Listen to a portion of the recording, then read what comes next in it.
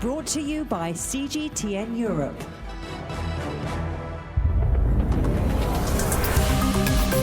Hello and welcome to this week's Razor podcast. I'm Shini Somara. And I'm Emma Keeling. Today on Razor, I have a look at how eating flies could save the world. The worm eats the apple, the bird eats the worm, and up we go on the food supply chain. So there is no such thing as waste in nature. And with a black soldier fly facility, we take in food waste, convert that into large insects that we turn into protein meal that we can then feed animals and humans sustainably. Do you think that idea would fly? Another dad joke. I mean, where are you getting these from?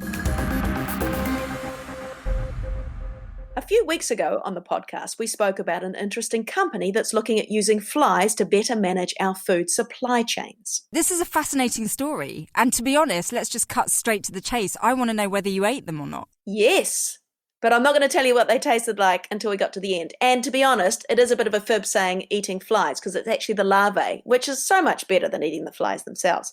So Entocycle is a company in London that thinks one of the answers to boost our protein production could be farming the larvae of the black soldier fly. This sounds really, honestly, very gross. It is a little bit gross. And they are a little bit wriggly, but you can't see them on the podcast, so you're saved from that.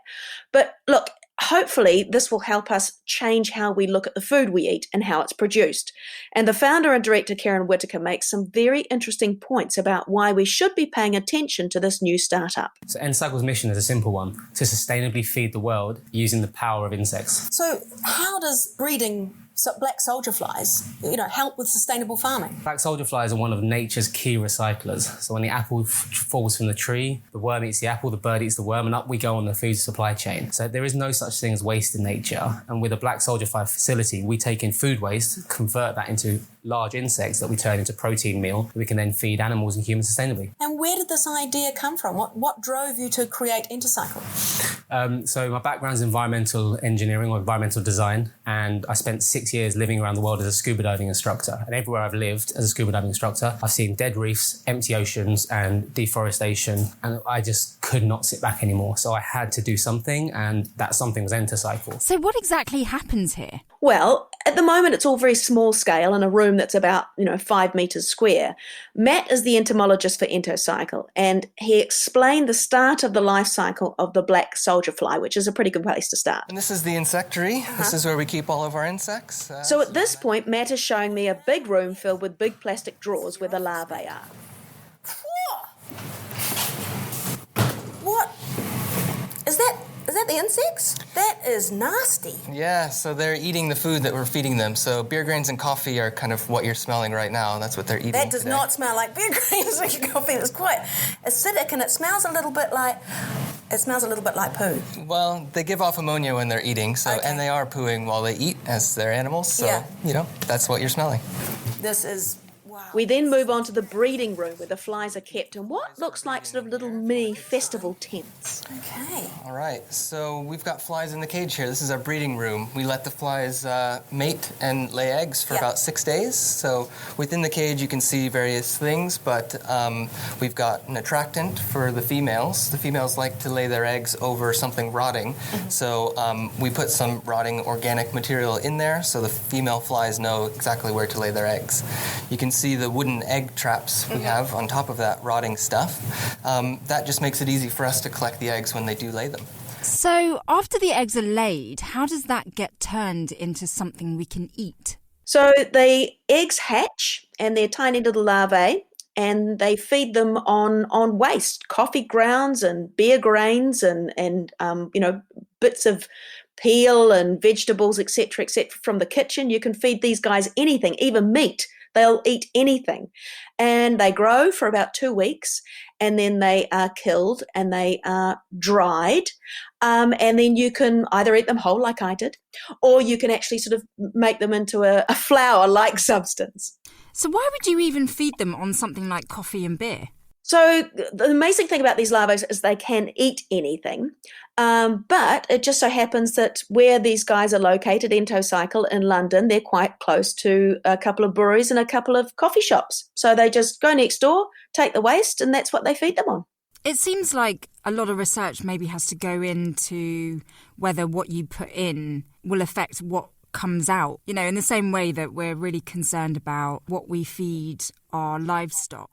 Well, I think that they've got to go through the process of getting this all approved to feed to animals, because this is what this is all about: feeding this stuff to animals instead of using, soy, which forests are cut down for, or plundering the oceans, which we're already doing to a great extent. So it's finding another protein source, and this is a very quick one to grow. It's a couple of weeks, and you've got your protein source. And I guess it's the larvae themselves just have this incredible ability to turn anything into all these different amino acids and nutrients and all that sort of thing. So they have tested whether these are safe. I ate them. I was perfectly fine.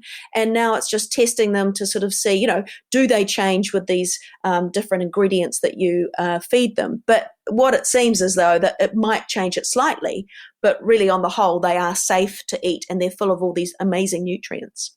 It sounds like a brilliant idea for feeding livestock, but the idea of us actually eating it, what was it like?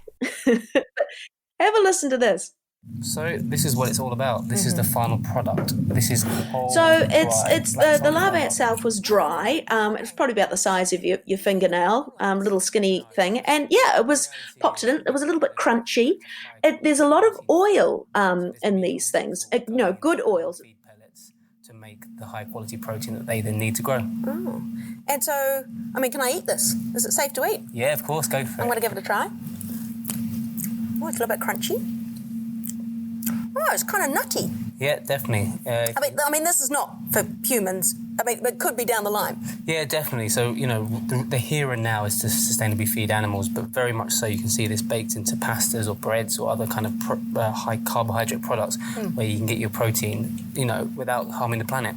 Wow, it's a little bit oily. In fact, I'm getting hints of coconut.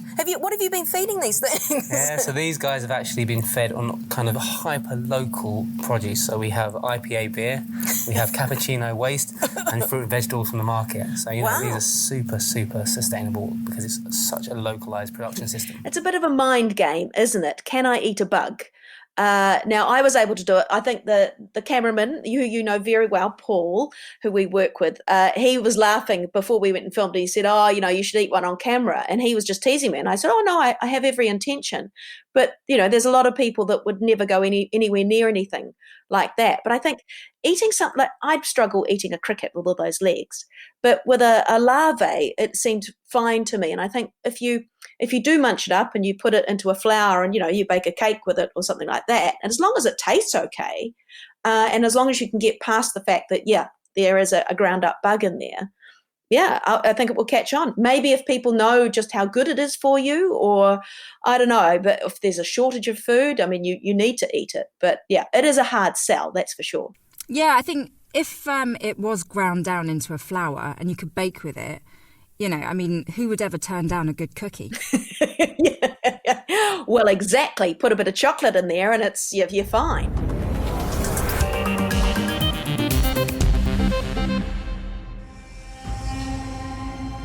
The Alps, timeless and changing. Every year we have to add an additional 80 steps. It's losing 6 meters of ice every year. Spring is now 3 to 4 weeks earlier than it was 50 or 60 years ago. The restaurant is shifted with the glacier beneath it. Climate change, helping to push a hut over the border from one country to another. The Alps, timeless and changing. Online now at cgtn.com/Europe.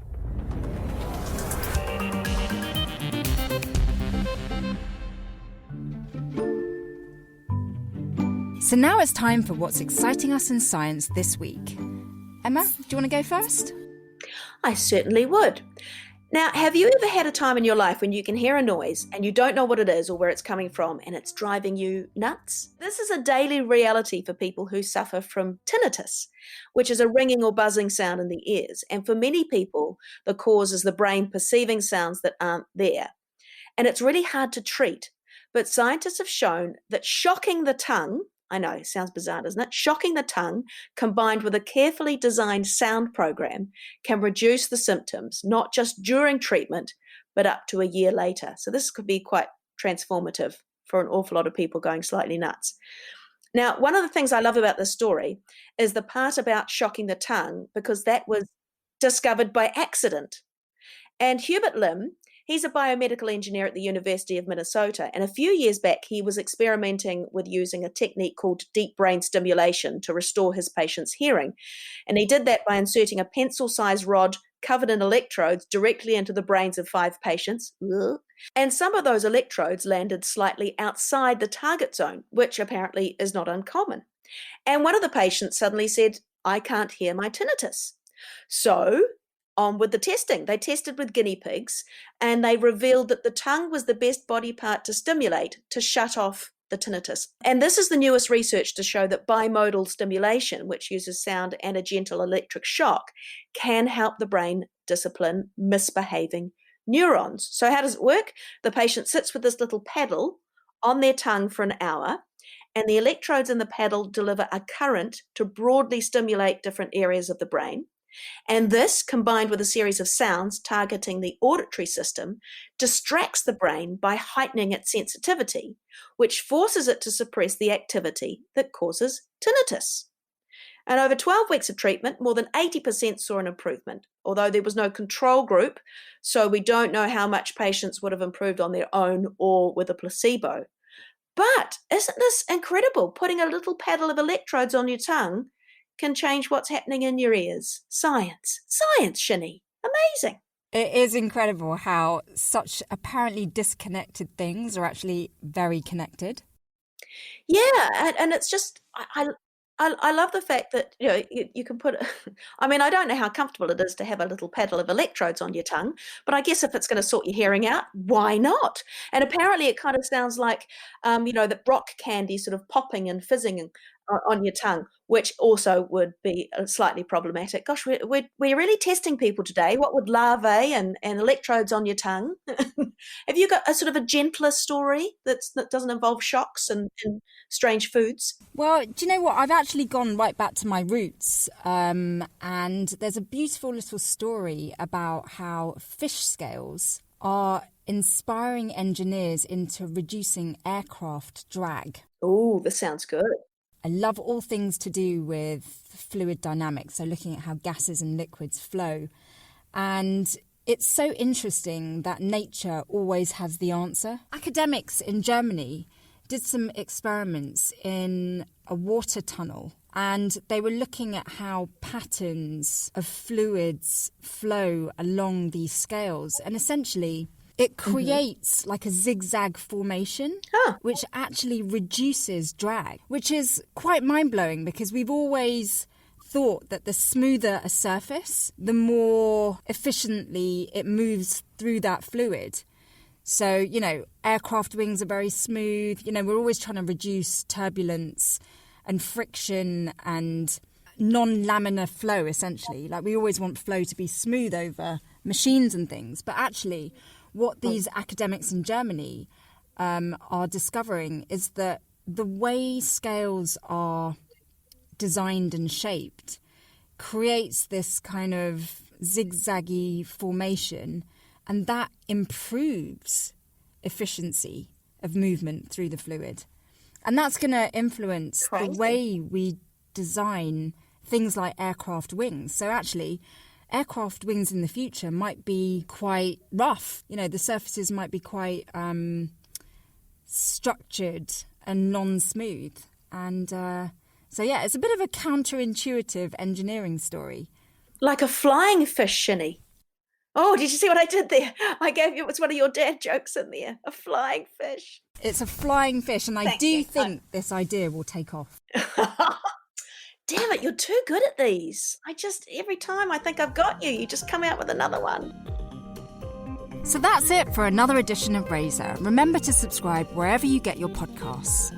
Also, if you want to see the videos from some of these stories, go to CGTN Europe and type in Razor. Until next time, see ya.